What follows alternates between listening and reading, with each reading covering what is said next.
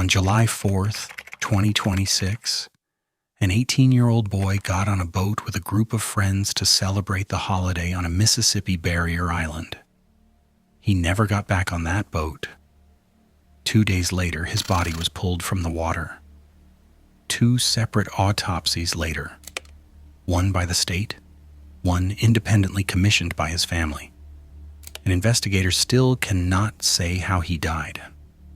No arrests, no suspects named, no official cause of death. What happened on Horn Island on the 4th of July has since split a community, triggered a federal-level civil rights response, and pulled in names like Ben Crump, Al Sharpton, and Tyler Perry. This is the case of Nolan Wells, and as of today, it is still wide open. Nolan Xavier Wells was 18 years old. He was a recent graduate of Ocean Springs High School in Mississippi, where he'd played football. Those who knew him describe a young man on the edge of the next chapter of his life. The kind of summer where you're technically an adult, but still living at home, still checking in with your mom before you head out. According to his mother, Christine Wansley, the last time she saw her son was the evening of July 3rd. He made the family salmon for dinner before heading out to spend the night with friends ahead of the holiday weekend. She has since described their final exchange as simple: a hug, a kiss, and an "I love you" on his way out the door. The next day was the 4th of July. And like a lot of people along the Mississippi Gulf Coast, Nolan and his friends planned to spend it the way you'd expect. On a boat, headed for Horn Island, a popular, largely undeveloped barrier island that's part of the Gulf Islands National Seashore. Photos from that day, later obtained and circulated by media outlets, show Nolan on the boat with his friends, all smiling, celebrating the holiday. In several of them, he towers over the group, his arm around their shoulders. Those same photos would later become one of the most discussed and dissected details of the entire case. But we'll get to that. What's established? The group arrived at Horn Island to spend the day. At some point in the afternoon, according to a friend who was present, 18-year-old Triseston Shepard, Nolan met a girl on the island. Shepard later told ABC's Good Morning America that Nolan seemed to genuinely like her, and that the two of them had only that one interaction on that one day. By late afternoon, Shepard says he and the rest of the group took the boat back to the mainland without Nolan. Another friend who was also on the trip, Javon Williams, has publicly said that leaving the group wasn't something Nolan would typically do. Williams has been quoted saying he doesn't believe Nolan would have chosen, on his own, to stay behind separated from everyone he came with. That contradiction, one friend saying it was Nolan's choice, another saying it was out of character, is one of the central, open questions investigators are still working through. In late July, more than 2 weeks after Nolan's death, a local news outlet, WLOX, obtained audio from the Mississippi Department of Marine Resources tied directly to that day. The recording captures a call placed from the boat at Horn Island around 4 in the afternoon on July 4th to a private towing company called Sea Tow. The call reports the boat was taking on water. There's commotion audible in the background before the call connects. Connect you.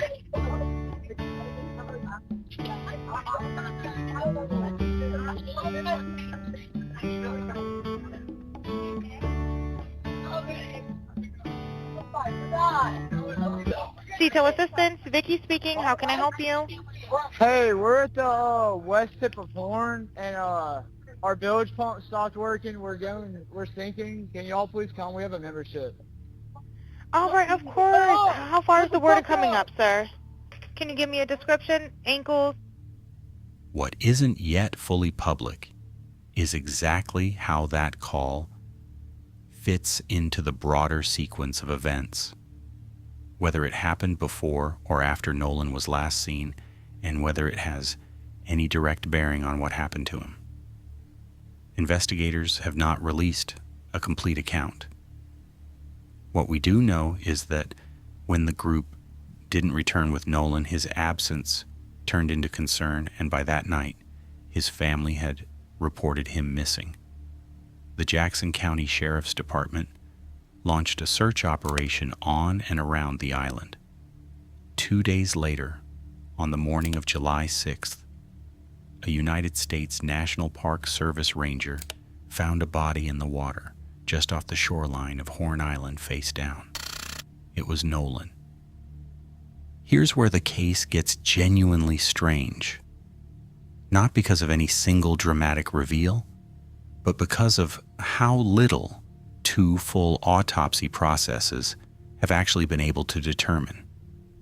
The Jackson County coroner, Bruce Lind, has publicly stated that there were no immediate, obvious signs of foul play or trauma on Nolan's body. But given the uncertainty around how he died, the state medical examiner's office was brought in to conduct a full official autopsy, completed on July 7th. As of the most recent reporting, those results have not been made public. They're expected to be reviewed by a grand jury before any release. Because the family didn't want to wait on that process alone, they commissioned their own independent autopsy, separate from the state's. The results of that second autopsy were revealed in late July at a press conference held during the NAACP's National Convention in Chicago by the family's attorney, civil rights lawyer Ben Crump. The finding, cause and manner of death, undetermined pending investigation. The independent examiner said he could not rule out foul play. At the same time, the report noted no lacerations or fractures were found on Nolan's body. And because of the level of decomposition, by the time the independent examiner received the remains, it wasn't even possible to determine whether there had been any bruising. In other words, 2 separate medical investigations, and neither one can tell us definitively what happened to Nolan Wells in the water off Horn Island. Separately, preliminary information obtained by ABC News, based on witness statements gathered by investigators, indicates that some witnesses described Nolan as having consumed a heavy amount of alcohol that day. It's important to be precise here. This is described as preliminary witness information, not a confirmed toxicology finding, and it has not been presented as an explanation for his death. In the days after Nolan's death, a video began circulating online, one that many people online interpreted as showing some kind of confrontation involving Nolan on the island. Trekeston Shepard, the friend who had been with him, addressed it directly in his Good Morning America interview. According to Shepard, the yelling heard in that video was him, not evidence of an altercation involving Nolan. Investigators have confirmed they are looking into online reports of an alleged altercation and whether Nolan was involved. But as of the most recent public updates, no conclusion has been announced. This is a useful moment to pause and note something about this case specifically. A lot of what's circulated online, video clips, screenshots, theories, has moved faster than the actual investigation. Part of what we're doing in this video is trying to separate what's been confirmed by investigators and named sources from what's simply been shared. And that pattern is still playing out in real time. Just days before this video, a new clip surfaced online. Footage reportedly showing the boat Nolan had been on earlier in the day of July 4th. Outlets that reviewed the clip noted the metadata attached to it placed the recording at a different time than the poster originally claimed, which is exactly the kind of detail that needs to be verified, not assumed. As of now, it has not been confirmed by investigators as a genuine final sighting of Nolan. Nolan Wells' death didn't stay a local story for long. Part of that is the circumstance itself. An 18-year-old separated from his group, found dead 2 days later. No clear cause. But CNN and other national outlets have also pointed to something else. Those photos from the boat on July 4th, the ones showing Nolan smiling with his arm around his friends, a young black man surrounded by a largely white group. CNN described those images as having become something of a Rorschach test for how people in America read race and danger in 2026. Some who saw them immediately drew a line back to Mississippi's history. Others pushed back on that framing entirely. We're not going to tell you which read is correct. That's not what this video is for. What we can tell you is that this reaction has become a real, documented part of how this case has unfolded publicly, whether or not it turns out to be connected to how Nolan actually died. By July 10th, Nolan's family, represented by Ben Crump, held a press conference.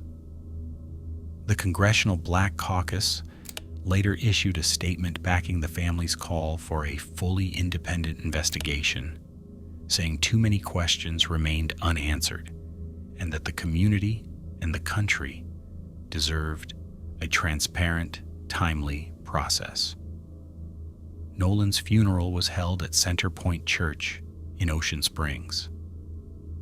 At the service, the Reverend Al Sharpton announced a $50,000 reward for information leading to an arrest and conviction in the case.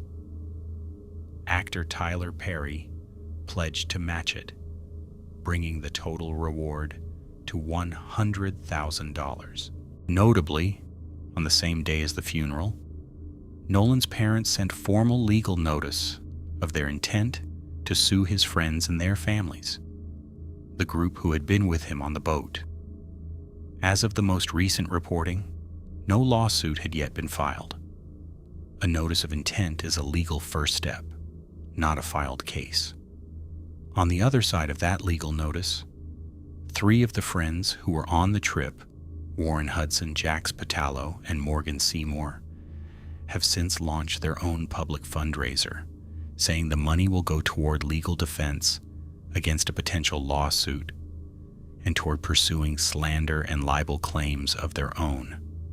As of early August, it had raised more than $90,000. So where does the investigation actually stand 3+ weeks in? Jackson County Sheriff John Ledbetter has told reporters the public can have confidence in the ongoing probe, even as unanswered questions keep fueling speculation and public pressure. He's been direct about one thing: the department is not putting the investigation on a timetable. Their stated priority is getting it right, not getting it fast. Ledbetter has also made a specific public ask: if you were on Horn Island on July 4th, or you have any photos, video, or information from that day, investigators and the family's legal team want to hear from you. Christine Wansley has repeated that same call herself. In late July, Mississippi's Attorney General Lynn Fitch released a statement addressing a different problem entirely: threats being made against the investigators working the case. Her office said anyone who threatens law enforcement personnel involved in the Nolan Wells investigation would be held accountable. That warning has since become more than words.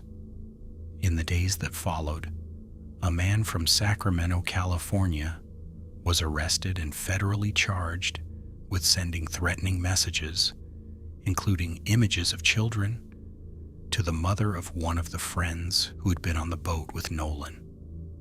A day later, a woman from Ohio was arrested on similar allegations.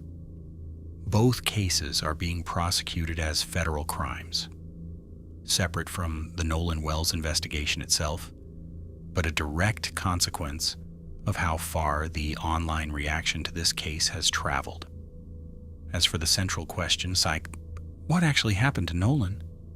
The state's official autopsy has now been completed, but its results remain sealed, withheld until they can be presented to a grand jury. Investigators have said they still do not suspect foul play, but the family's independent findings have not ruled it out either. After everything, 2 autopsies, national attention, a 6-figure reward, and now federal arrests over the fallout. This case still doesn't have a public official cause of death. That gap is frankly the story.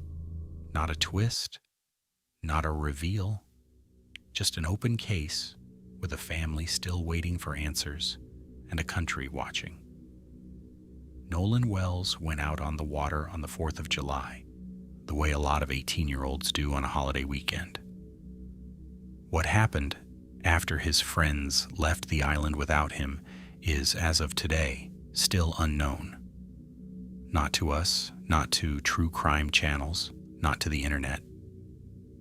It's unknown to the investigators with access to the physical evidence, the toxicology, and the interviews. That's an uncomfortable place to end a video, but it's the honest one. We'll be tracking this case as it develops. The grand jury review, the official autopsy release, and whatever comes out of the ongoing investigation. If you have information related to this case, that isn't something for the comments section. That's something for Jackson County investigators and the family's legal team directly. If you want to understand how a case like this actually gets investigated, piece by piece, without jumping to conclusions, that's what this channel does. Subscribe, and we'll keep following this one until there's an answer.